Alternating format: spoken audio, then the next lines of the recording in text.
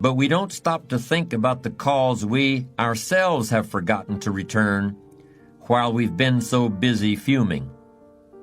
We can see ourselves writing an angry letter to the airline because a flight was delayed, but we don't write an angry letter to ourselves when we're late for something, even though that might not be a bad idea at all.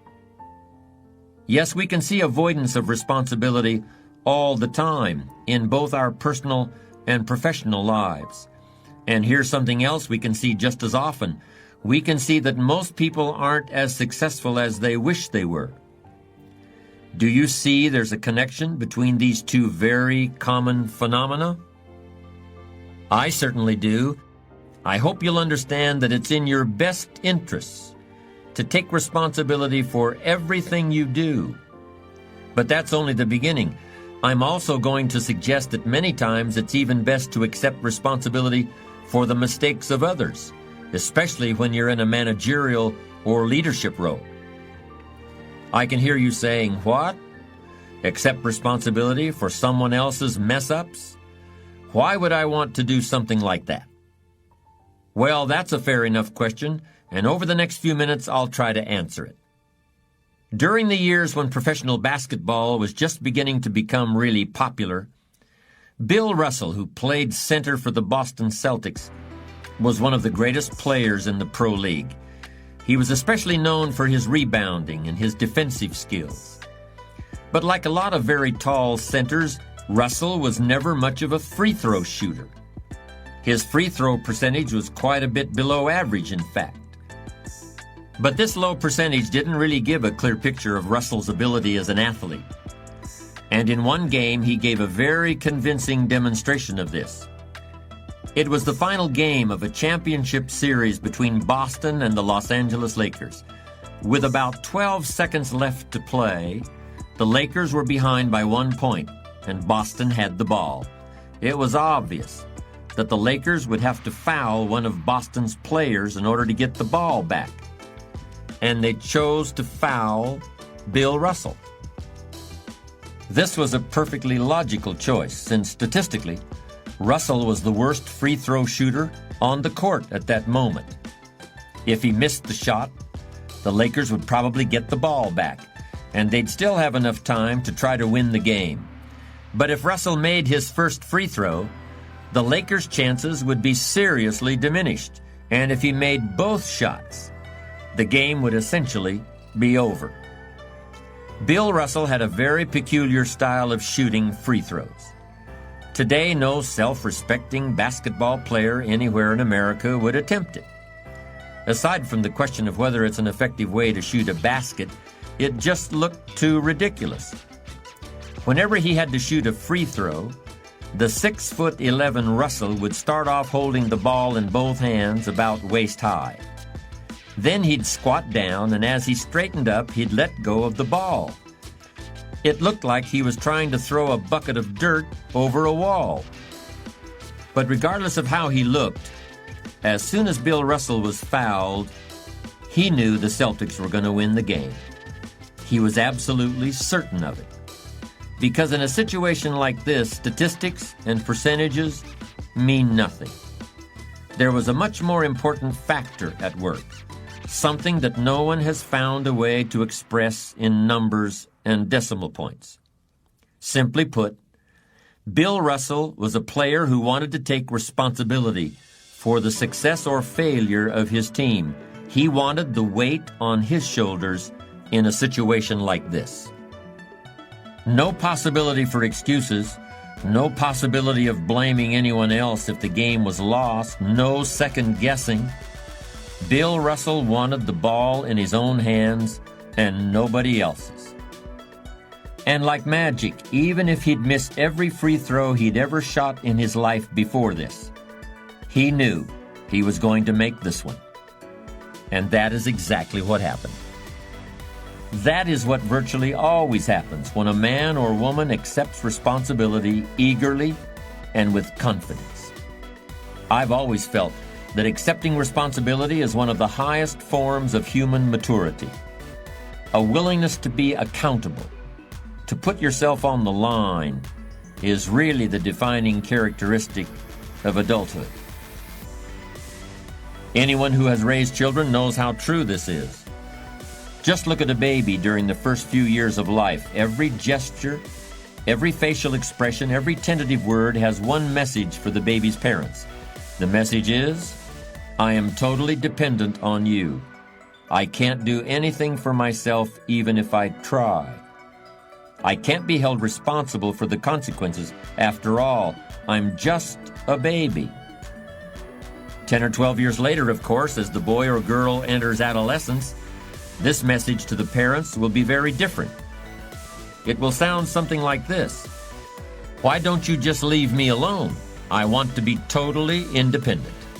I don't want to do anything but think about myself. I certainly don't want to accept any responsibility for anything beyond my own very well-defined needs and desires. It's only when we're at last grown up that the first two messages, I'm totally dependent on you, and I'm totally independent of you, finally turn into, you can depend on me, which is the truly adult outlook. Strange as it may seem, of course, there are people in their 30s and 40s who are still acting like adolescents, and there are even people in their 40s and 50s who are still acting like babies as far as their attitude toward responsibility is concerned. These kinds of people can be hard to have around, especially if you have to work with them. But the large number of people who shirk responsibility can also provide opportunities for you if you are determined to be different.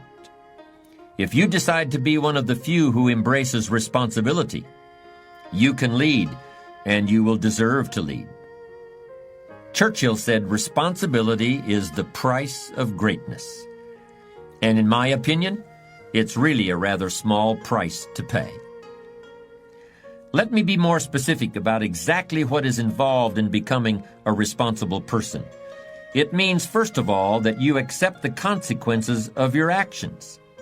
But I'll go even further than that. Responsibility means you look to yourself as the source of everything that happens to you.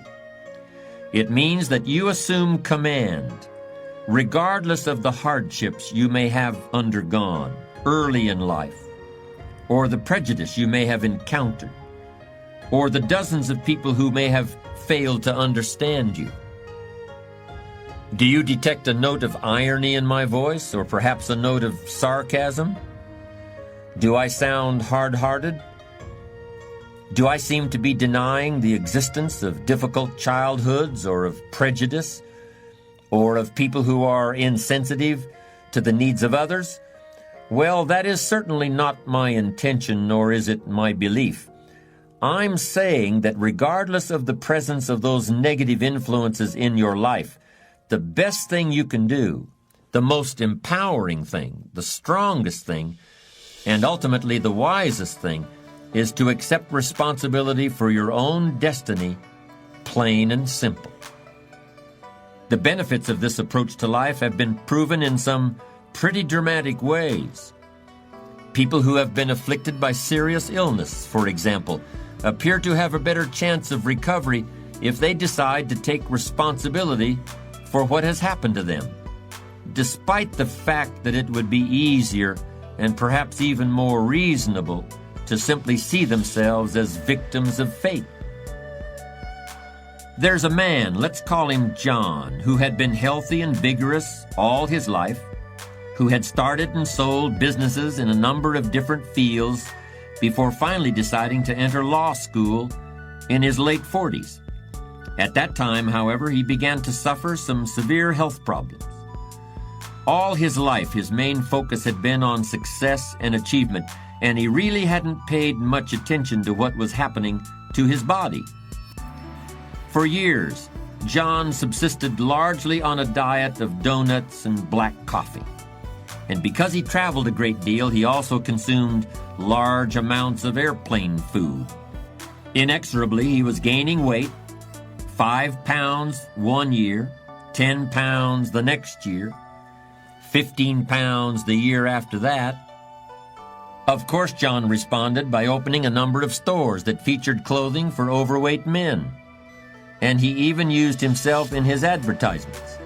In retrospect, this was probably a mistake. It gave him an incentive to gain even more weight. One year, John gained 20 pounds and actually bragged about that fact in his newspaper ads. Then he was diagnosed with severe diabetes. Although John's physicians assured him that the disease was brought about as much by heredity as by behavioral patterns, he was the kind of man who believed that he was the captain of his own ship. Not a common sailor taking orders from someone higher up. He was a man of strong character. And now, in the face of this new challenge, John resolved to begin taking responsibility for his own well-being. As he explains it, all my adult life I've been preoccupied with supporting my family and getting ahead financially. It was a sense of responsibility that I felt, and to a large extent I have lived up to it. But I can see now that responsibility is beginning to express itself in a different way. Providing for my family is not just a matter of dollars and cents anymore. It's a matter of staying alive. It's my health, and it's the health of my family that's at stake as well. John continues, I'm not setting a good example for my kids. They've seen me gaining weight. They've seen me literally brag about it in my advertisements, and lately they've been gaining weight themselves. I think in some sense they believe this is what I want them to do, and maybe they're not completely wrong. In fact, I've been thinking of including my kids in some new advertisements, and depending upon how it goes over, I've had it in the back of my mind to open up some clothing stores for overweight youngsters. John's eyes begin to light up at the thought of expanding his business and cashing in on new opportunities. But then he caught himself. And as he continued to speak, he pounded his fist on the table. There I go again, he said. I've gotten myself locked into a certain kind of thinking, and now I've got to get myself out of it. It's as simple as that. It was clear that John had indeed gotten himself locked into some well-defined thought patterns, but the most important one was the way he saw himself as the cause of everything that happened, not only in his own life, but in the lives of others. The doctors had told him his diabetes might have come on even if he hadn't been overeating and overworking. But John knew that was nonsense. And as far as his kids were concerned, there have been a lot of news reports documenting the fact that American kids in general are heavier than they used to be. They just don't get the same amount of exercise as the children of previous generations. John could have resigned himself to the fact that his kids, like just about all kids today, are going to watch television, play video games, and eat junk food, whether he gained weight or not. But he didn't. Baloney, he said. It's all my fault, and I'm going to do something about it. In fact, I'm going to do a lot about it. And he did do a lot about it. John radically changed his diet and his lifestyle. He began ordering vegetarian meals on plane flights. He became a fitness enthusiast and ran several marathons. Although he ran rather slowly, as you might expect of a man in his 50s, he took pride in the fact that he always ran the course 3 times. On the day before the race, on the official race day, and again on the day after. Instead of opening a clothing store for overweight children and using his own kids in the advertisements, he consulted a behavioral psychologist who helped him devise a system of financial rewards for his children that helped motivate them to bring their weight down. A system that taught them something about money at the same time. John is now in significantly better physical shape, is entering his final year of law school, and is negotiating with several companies to market his behavioral science techniques for reversing juvenile obesity. Sooner or later, all of us face situations in which we must decide whether to accept responsibility for a problem or look for ways to avoid responsibility. Assuming that you have in fact done something that has caused a problem of some kind, let's look at the various options and decisions that are now open to you. First, there's the role played by intention. In other words, was the outcome of your action what you intended it to be? And if it was not, should you still accept responsibility for that outcome? This is a very serious issue in the way we think about responsibility in our society. In many areas of criminal law, for instance, the intention to commit a crime must be present in order for the accused to be held criminally responsible. This intention is something quite different from mere negligence. If you leave your garden hose lying across the sidewalk so that the mailman trips over it and breaks his leg, you may be held responsible in a civil suit, but you would not be prosecuted as a criminal in the way you would be, for instance, if you had used a weapon in a robbery or an assault. But we don't have to enter a courtroom to see the important role intention plays in accepting responsibility ourselves or assigning it to others. Don't you remember when you were a kid and you left the screen door open so that the cat ran outside and was lost all afternoon? What did you say to avoid responsibility?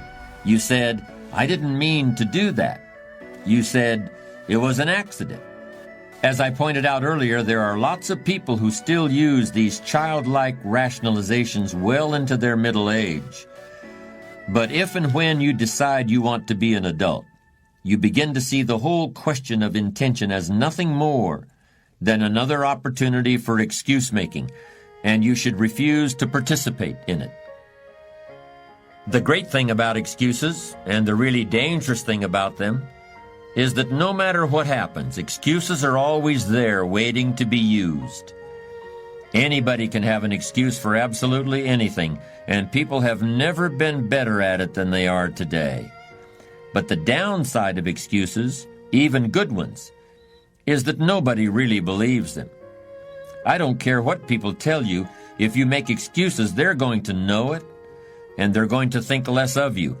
But if you refuse to rely on excuses, people are going to know that too, and they'll admire you for it. This is especially true in business. One of the classic examples happened about 15 years ago. A widely advertised healthcare product from a leading manufacturer was shown to be unsafe, and the company responded by pulling every single box off the shelves at a cost of millions of dollars. Was the company destroyed? Hardly.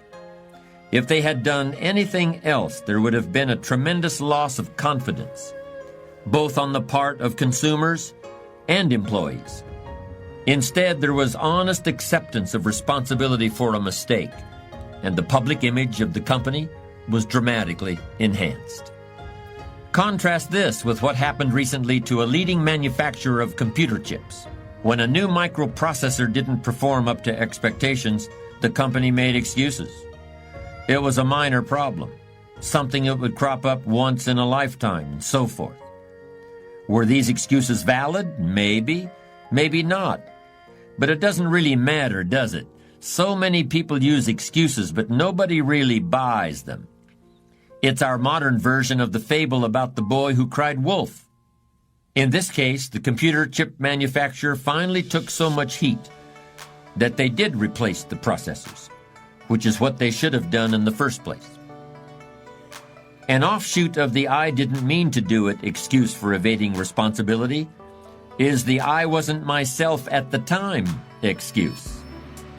This really deserves to be a category all its own, particularly since it's received so much attention in the courts, where it often occurs in the form of a defense based on temporary insanity or some other stress-related syndrome. A friend tells me about one day when she flew up from Texas to Los Angeles for a joint presentation that she'd be making along with a fellow from New York City. They had planned it all out very carefully over the phone. A lot of documents had been assembled, but they both knew that what really counts in face-to-face meetings is personal impression. On this score, my friend felt very confident about the LA meeting because her guy from New York City was an extremely charismatic personality. A burly and bearded man, always ready with a joke. He never wore a business suit, and his trademark outfit was a plaid shirt worn with the sleeves rolled up, a loosely knotted knit tie, khaki slacks, and loafers. His favorite expression was, "Let's get the show on the road," and he always said it with such gusto that he sounded like a 19th century wagon master starting a wagon train up the Oregon Trail. Most of all, he could sell refrigerators to the Eskimos. And of course, it was all because he was so good at selling himself.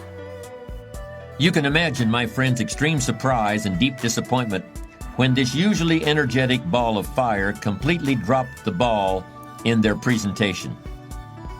When they met in the client's outer office, my friend could hardly believe what she was seeing.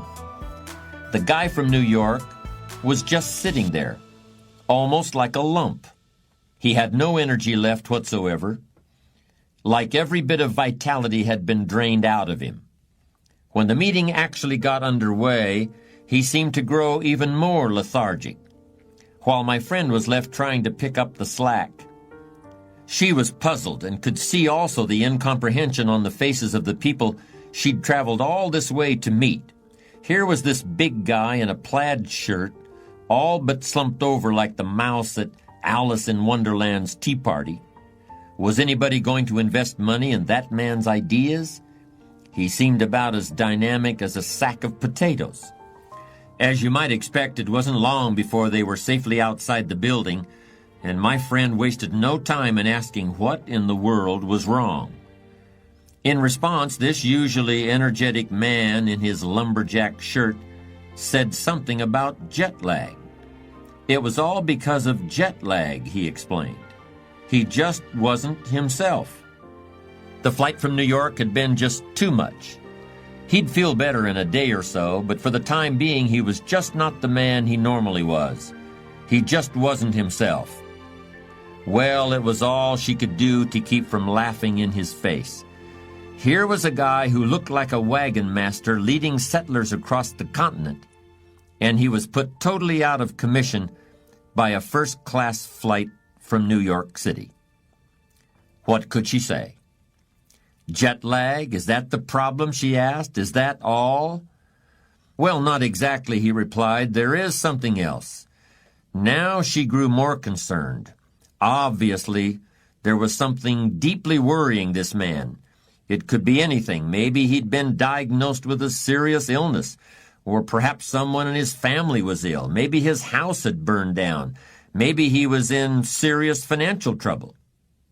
It's okay, she said, trying to sound calm, for her own benefit as well as for her colleague. Do you want to talk about it? He nodded. It's sad. Well, I'm sure it is, but I'm also sure you'll be able to handle it. For the first time all day, he smiled a weak little smile.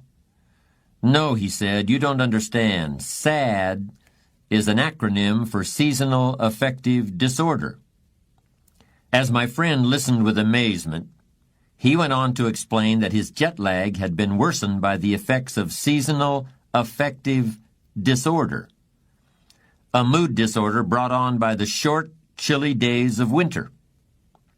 You're out here in the West, where it doesn't really get all that cold, he concluded, sounding totally miserable.